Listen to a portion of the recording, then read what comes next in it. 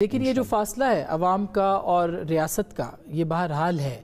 اس کو کم کرنے کے لیے کیا کرنا ہے کہ اس طرح کی سچویشن نہ بنے؟ مشترکات ہیں یا پھر ایک نیشنلزم ہے یا ایک ڈائیلاگ ہے، اس کا آغاز ہو سکتا ہے۔ آپ کی رائے کیا ہے؟ اور دوسرا، آپ جو بریک سے پہلے میں نے کہا تھا ٹی او آرز، وہ ٹی او آرز جو ہیں وہاں پہ کہانی کہیں پھنس تو نہیں جائے گی؟ دیکھیں آسما بہن، سب سے پہلی بات ہے کہ ٹی او آرز پہ میں نہیں سمجھتا کہ کہانی پھنس سکتی ہے۔ آپ کو یاد ہوگا کہ 2018 میں بھی جس طرح پی ٹی آئی آئی تھی اور جس طرح کی آر ٹی ایس اور آر ایم ایس زدہ ان کو سیٹیں دی گئیں اور پھر ہمارے پہ مسلط کر دیا۔ ہمارے اس سے زیادہ جو ہے وہ ریزرویشنز تھیں ان کے مینڈیٹ کے اوپر، لیکن پھر بھی ہم نے تسلیم کیا پاکستان کی خاطر، پاکستانی عوام کی خاطر۔ ہم نے اس ٹائم بھی انگیج کیا ان کے ساتھ، اور بالکل جس طرح مصطفیٰ صاحب نے کہا کہ اگر اس وقت جب پی ڈی ایم کے ٹائم پہ دونوں طرف سے کمیٹیز بنی تھیں اور الیکشن کی طرف جایا جا رہا تھا، اور پھر کیونکہ اصل تو ڈیموکریسی اور جسٹس سے تو کوئی لینا دینا نہیں ہے عمران خان کو، اصل تو پاور اور ایگو ہے جو آڑے آ جاتی ہے، اور پاور اور ایگو کی وجہ سے جو ہے وہ تمام تر چیزوں کو سائیڈ لائن کر دیتے ہیں، تمام تر چیزوں کو نظر انداز کر دیا جاتا ہے کہ کسی طرح جو ہے میں اس ہدف تک پہنچ جاؤں جو مین اصل مقصد ہے وہ پاور ہے اور وہ ان کی ایگو ہے، جس کی وجہ سے وہ چاہتے ہیں کہ کسی نہ کسی یہ تو ہر جماعت چاہتی ہے، ہر سیاسی جماعت کا، لیکن میرے خیال سے ابھی انٹروسپیکشن تو ہوئی ہے، اور میں ٹی او آر میں سمجھتا ہوں کہ حکومت نے تو ڈے ون سے لچک دکھائی ہے۔ پرائم منسٹر پاکستان نے ڈے ون سے مذاکرات کی پیشکش کی ہے،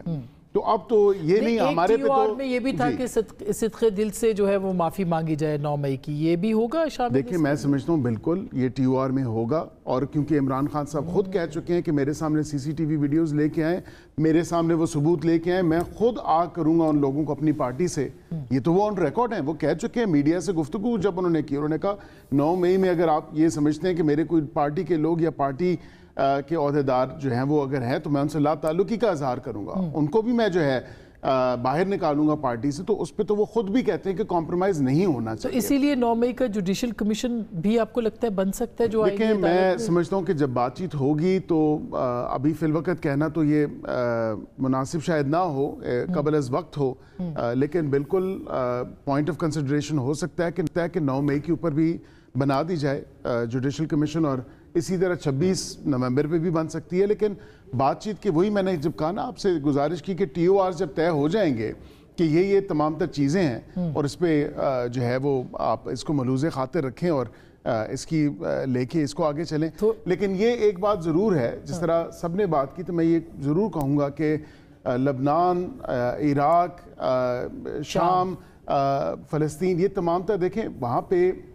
تو وہاں کی فوجیں یا افواج جو تھیں وہ اتنی مضبوط نہیں تھیں۔ اگر ہم یہاں پہ الحمدللہ ایک آزاد شہری کی طرح قائم دائم ہے، سانس لے سکتے ہیں، اپنا کام کاروبار کر رہے ہیں، تو یہ آزاد فوج جو ہے یہ اس کی بدولت میں ایک سوال آپ کی اجازت سے پوچھ سکوں کہ بٹر اپ کرنے کے لیے ایک